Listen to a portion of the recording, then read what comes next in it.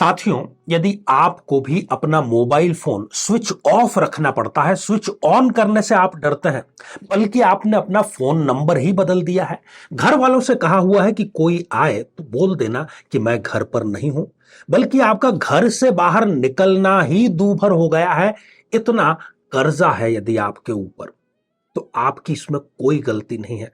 आपकी गलती होती, आपकी फाइनेंशियल प्लानिंग की गलती होती, तो शायद आप कभी पैसा कमाते ही नहीं, कभी आप अपने फील्ड के सिकंदर थे।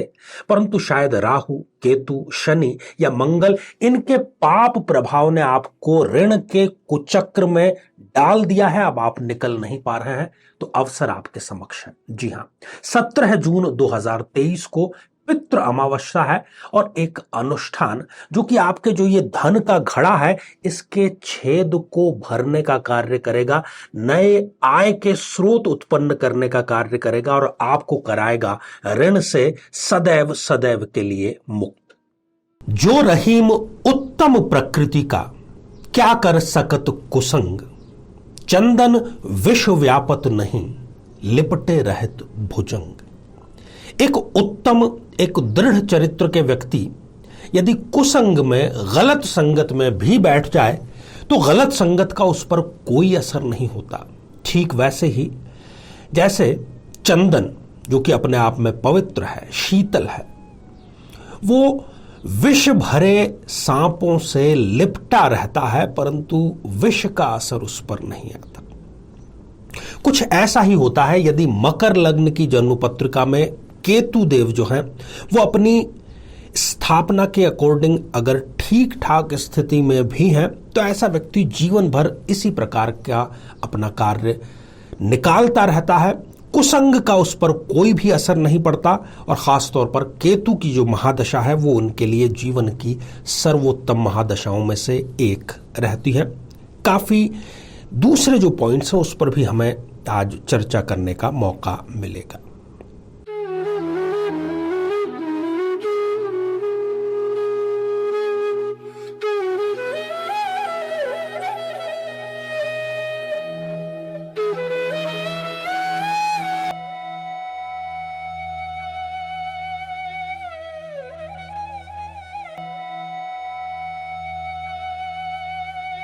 तो मेरे बहुत ही प्रिय और बेहद सम्मानित साथियों, हृदय की असीम गहराइयों से अभिनंदन, बहुत बहुत हार्दिक स्वागत।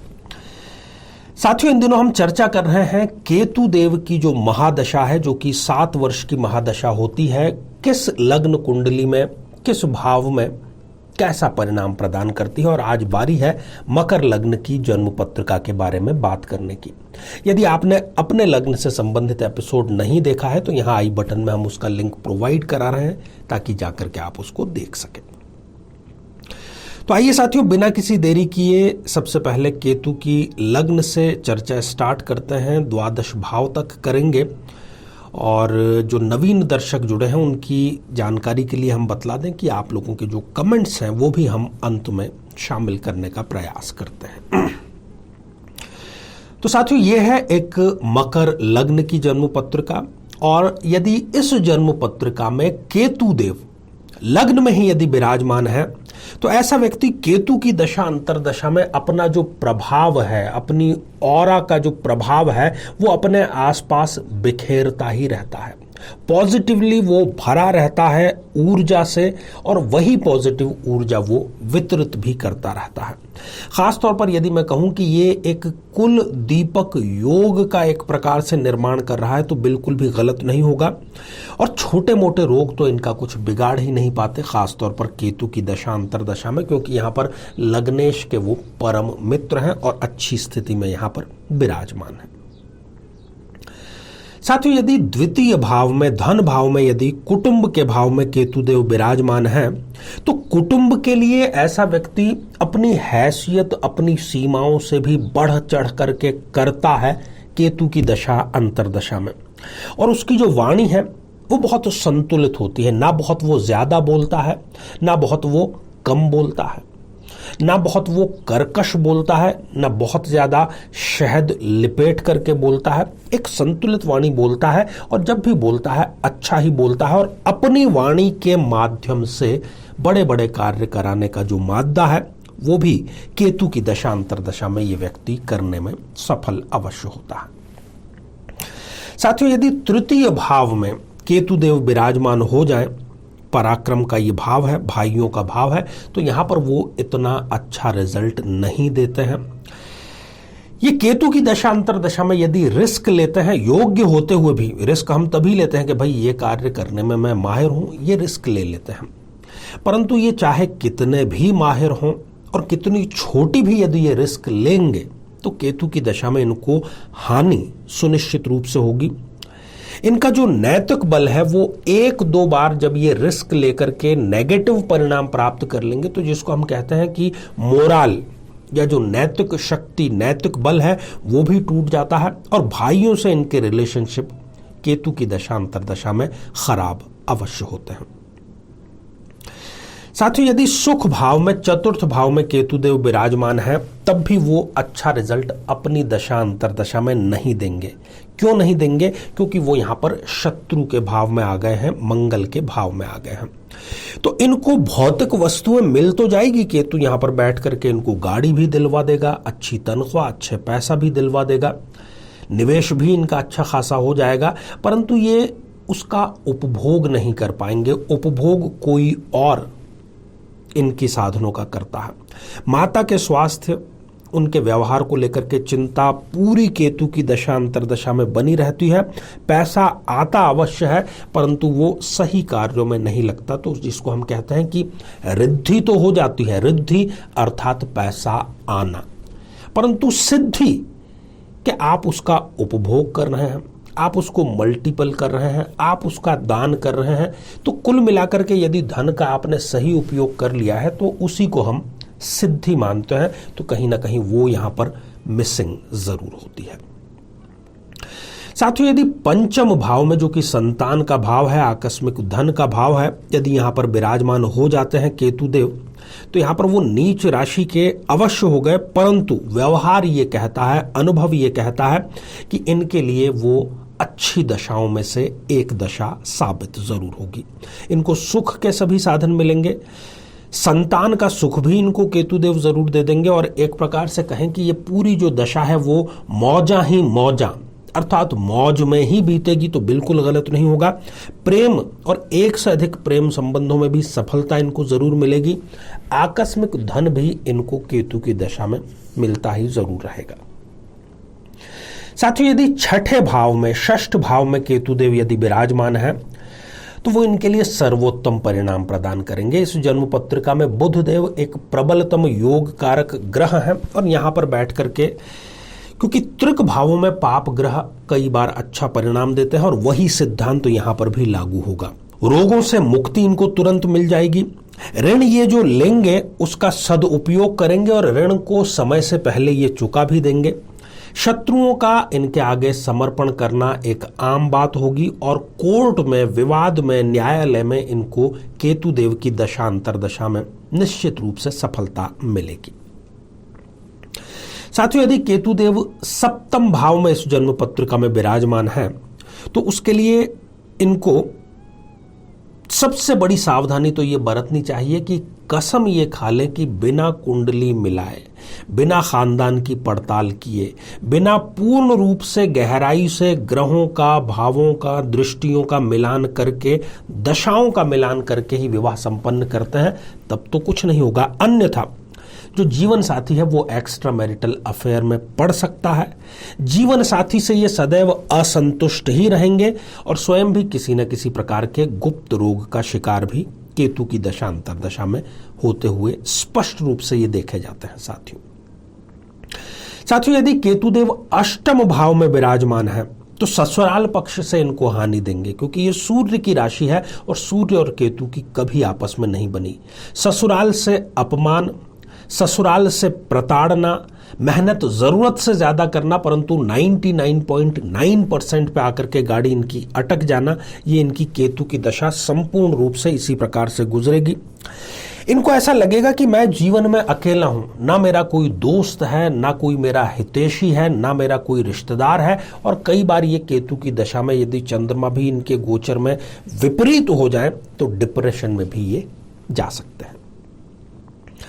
साथियों, यदि केतुदेव भाग्य स्थान पर विराजमान है तो इनके जीवन की ये सर्वोत्तम दशाओं में से एक दशा साबित होगी, अवश्य होगी।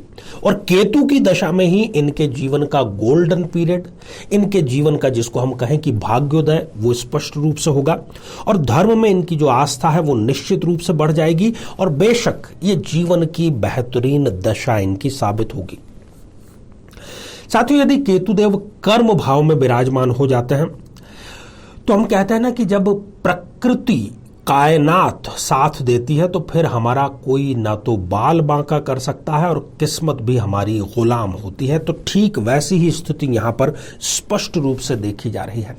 जीवन की श्रेष्ठतम दशाओं में से एक दशा ये साबित होगी। शर्त केवल इतनी सी है कि शुक्र ठीक ठाक हो, बहुत ज्यादा अच्छा नहीं हो, तो भी केतुदेव यहां पर अपना कार्य कर देंगे। यदि ये सरकारी नौकरी में है या निजी क्षेत्र में भी है तो इनके अधिकारी क्या, इनके अधीनस्थ क्या, सब इनके मुरीद हो जाएंगे। और विपरीत लिंगी व्यक्ति से यदि ये स्त्री की कुंडली है तो पुरुषों से, पुरुष की कुंडली है तो स्त्रियों से इनको लाभ पूरी की पूरी केतु की दशा में मिलता ही रहेगा। साथियों, यदि केतुदेव लाभ भाव में विराजमान है तो इनको सावधानी बरतनी पड़ेगी, खासतौर पर अपने परम मित्रों से, क्योंकि केतु की दशा में एक ऐसा परम मित्र जिसको कि आप भाई से भी बढ़ करके मानते हैं, वो आपकी पीठ में खंजर भोंकने का कार्य कर सकता है। आय की जो मात्रा है वो भी केतु की दशा में घट जाएगी और जो कार्य आपको लग रहे थे कि ये कार्य अब बना कि तब बना, बनेगा ही नहीं, केवल आगे से आगे वो किसी न किसी बहाने बिगड़ता ही चला जाएगा। यदि केतुदेव व्यय भाव में यहां पर विराजमान है, ये गुरुदेव की राशि में वो आ गए, तो इसको कहें कि हम ये घड़े में छेद का कार्य करेगा। कोई घड़ा है, उसके पेंदे में एक छेद है, फिर आप चाहे जितना उसको भरें वो यहां से कभी भी आपको संतुष्टि नहीं प्रदान करेगा। ये आपके धन के घड़े में छेद है। आप 1,000 रुपए कमाएं, 10,000 रुपए कमाएं, 50,000 रुपए कमाएं, लाख रुपए कमाएं, आपको वो बरकत प्रदान नहीं करेगा। वो आया कहां से ये तो पता चलेगा, परंतु वो गया कहां पैसा वो आपको पता ही नहीं चल पाएगा। वरदान भी कोई केतु की दशा में आपको दे देगा तो वो वरदान भी आपके लिए श्राप से कम साबित नहीं होगा। यदि भूल करके भी किसी को आपने पैसा दिया है उधार, तो फिर आप उसको भूल ही जाइए, इस जन्म में वो लौट आने वाला नहीं है। तो साथियों, ये थी आज मकर लग्न की जन्म पत्रिका में केतु की महादशा कैसी गुजरने वाली है। डिग्रियां आप जरूर देख लीजिएगा, क्योंकि 1, 0 या 28, 29 डिग्री यदि किसी ग्रह की होती है तो वो रिजल्ट प्रदान करने के काबिल ही नहीं रह जाता है। समस्याओं के बारे में भी हमने बात की, अच्छी और बुरी दोनों बातें थी। अच्छी बातें सुनकर के हम खुश हो जाते हैं, खुश होना लाजमी है, परंतु यदि नेगेटिव बातें हैं, क्योंकि नेगेटिव भी होंगी जीवन में, तो इस केतु की दशा को सर्वोत्तम साबित करने के लिए आपको किसी भी शुक्रवार से ओम केम शुक्र मित्राय नमः इसका 108 बार जाप करिए, प्रणाम करिए। काला कुत्ता मिल सके तो ठीक है, नहीं तो किसी और रंग के कुत्ते को भी नियमित रूप से आप जो रोटी है वो प्रदान करें।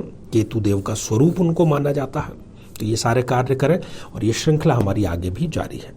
जीवन में किसी समस्या का सामना कर रहे हैं, जैसे कि शादी में देरी होना, पति पत्नी में मनमुटाव या तलाक तक की नौबत आ जाना, संतान का प्राप्त न हो पाना, नौकरी या धन प्राप्ति में बाधा आना, जीवन के प्रत्येक क्षेत्र में किसी न किसी प्रकार की बाधा आना, तो आज ही अपनी जन्म पत्रिका का संपूर्ण विश्लेषण करवाएं और पाएं समस्या से सदैव के लिए मुक्ति।